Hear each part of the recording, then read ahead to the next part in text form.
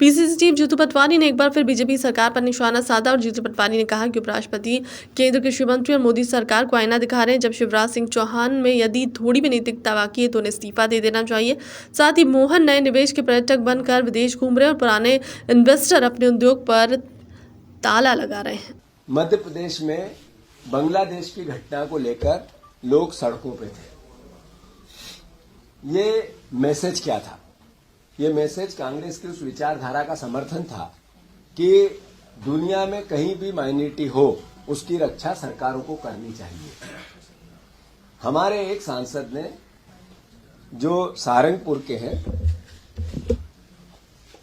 इमरान मसूद, उन्होंने एक नोटिस दिया है संसद में और ये कहा है कि बांग्लादेश के अल्पसंख्यक भाई, हिंदू अल्पसंख्यक या अन्य अल्पसंख्यकों की रक्षा हो, इसके लिए सरकार दबाव बनाए, भारत सरकार दबाव बनाए। वो जो भी राजनीतिक रूप से कूटनीति होती है, जो डिप्लोमेसी होती है, उस पर बात करें। वो व्यापार व्यवसाय की दृष्टि से सरकार पर दबाव बनाए। हमारी ट्रेनें जाती है, उस पर रोक लगाए। जो हमारे हिंदू धर्म के मंदिर और अलग अलग परिवार के लोग अपने आप को वहां असुरक्षित समझते हैं, इसके पीछे अगर किसी का फेलिवर है तो भारत सरकार का है, नरेंद्र मोदी जी का, विदेश मंत्रालय का है।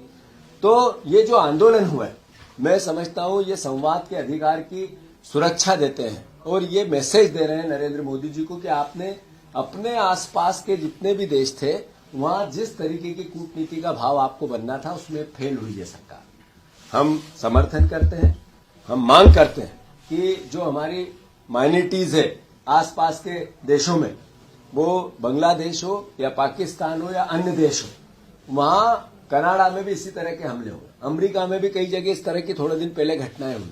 अल्टीमेटली नरेंद्र मोदी इस पे मौन क्यों रहते हैं? जब भारत सरकार एक जिस देश को हमने बनाया, हमारे देश के रहमो करम पे बांग्लादेश बना, जिसका की स्थापना हुई, वह हमारे लोगों की रक्षा नहीं होती है, तो इसका मतलब आज की सरकार का फेलिवर है।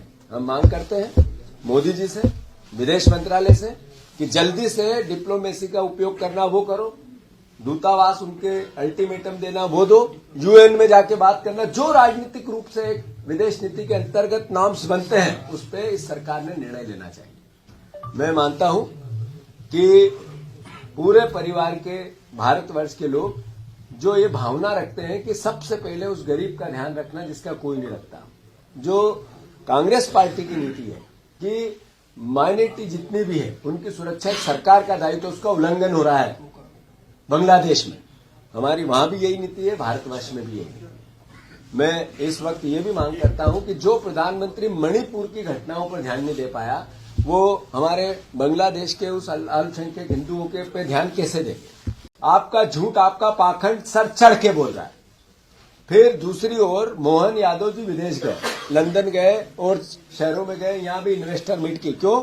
नया इन्वेस्ट आए, प्रदेश का विकास हो। यहां जो पहले से अपना इन्वेस्ट कर चुके हैं राइस मिल, उन्होंने आज ही आपके राइस मिल के 2 साल के पैसे, पीडीएफ के चावल जाते वो आपने नहीं दिए। वेयर हाउसिंग, जहां पर यह अनाज रखा जाता है गेहूं का, उनके पैसे 2 साल से नहीं दिए। इसको लेकर लोगों ने आपके संबंधित कर्मचारी को, अधिकारी को ज्ञापन दिया, उनसे शिकायत की, उसका मैंने ट्वीट किया। यानी जो लोग इन्वेस्ट कर दिए उनका ध्यान नहीं है, वो अपने मिलों पे ताले लगा रहे हैं, उसका ध्यान सरकार को नहीं है। दूसरी ओर इन्वेस्टर लेने जा रहे हैं, यानी ये देश को, प्रदेश को कर्ज में डालकर एक तरह से राजनीतिक अय्याशी की जा रही है, इसके पैसे का दुरुपयोग किया जा रहा है। ये आप ये देखो कि विदेश में जाके तेज गाड़ी में बैठना और उसका आनंद लेना और उसके वाक्य सुनाना, उस मत से ही, उस मानसिकता से मुख्यमंत्री बाहर नहीं आ पा रहे।